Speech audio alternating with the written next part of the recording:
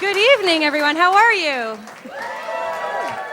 Thank you for joining us for our 7th annual Humor for Hope. How about another round of applause for all of our comedians tonight?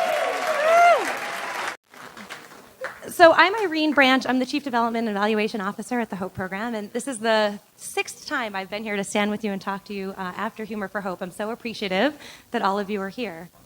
I imagine that we're all here to enjoy some laughs with our friends, maybe a drink or two. But more importantly, we're all here to transform lives. So do me a favor. Take a moment to think about a mistake that you've made in your life or a regret that you have in your career. More than one moment?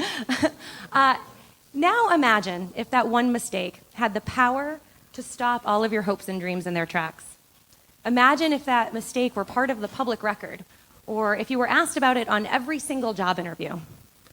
Imagine if even after you paid the price for that mistake, it still limited the value that others saw in you, or that you saw in yourself. For too many New Yorkers, and actually about half of the folks that we serve at the Hope Program, this is more than a quick reflection. It's everyday life. Did you know that 60% of folks who are returning from jails and prisons are still unemployed 1 year later? A statistic that only hints at the inequality in our system. But at the Hope Program, our job seekers learn to imagine a different reality. A reality in which they're not defined by their lowest moments, but driven to achieve their highest. A reality in which their talents and skills are recognized, nurtured, and paid for in meaningful work. So I know many of you in the room tonight, and you would all say that I could talk about the Hope Program for days on end. I won't, but what better way to learn about our programs than to hear from my new friend and Hope graduate, Raphael LeBron.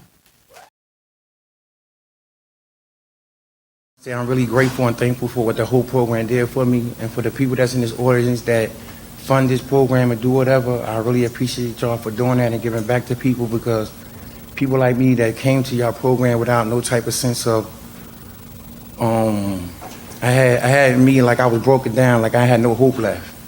But when I came to y'all program taught me that what I did in the past is the past. My past is not my future, and I can live for my future today. So the people that y'all have working for y'all doing whatever is doing an amazing job, because for them to help transform me into a person that I transform myself into, I'm very grateful for all of y'all, and thank y'all for allowing me to attend that program. I feel like our work is done. Good night. But doesn't he look great too? Amazing. Well done, Raphael. Thank you so much for sharing your story.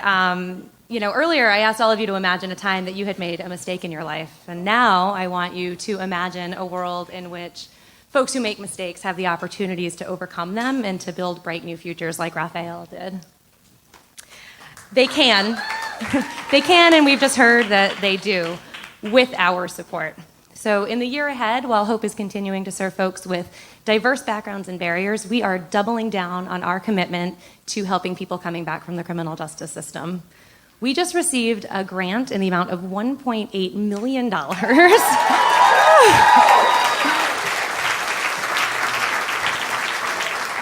largest single investment in our work in our organizational history, and it'll help us divert people from jails and prisons and put them into meaningful jobs. We're also partnering with New York City on a Jails to Jobs program, and we're in conversations with Rikers Island to bring our signature job training program to their young men who are returning to our community.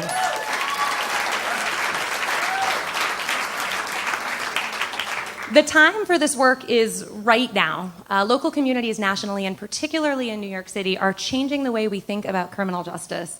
New York City recently changed the regulations to open up more employment opportunities for folks returning from jails and prisons, and they're developing new pathways from jails to jobs. But we heard it from Raphael best, that we need more than regulatory changes and new pathways. Folks coming home need support. They need training. They need folks like us to help build their confidence. They need hope. You can't do this alone. There's lots of paper on your tables in lots of bright different colors. An invitation to our upcoming gala on May 15th, A Taste of Hope. Opportunities to text to pledge. We would love your continued support tonight. I sincerely hope that you'll join us in not only imagining, but in helping us to create brighter futures for New Yorkers. Thank you. Have a wonderful evening, and I'll see you at our 8th annual Humor for Hope next year. Good night.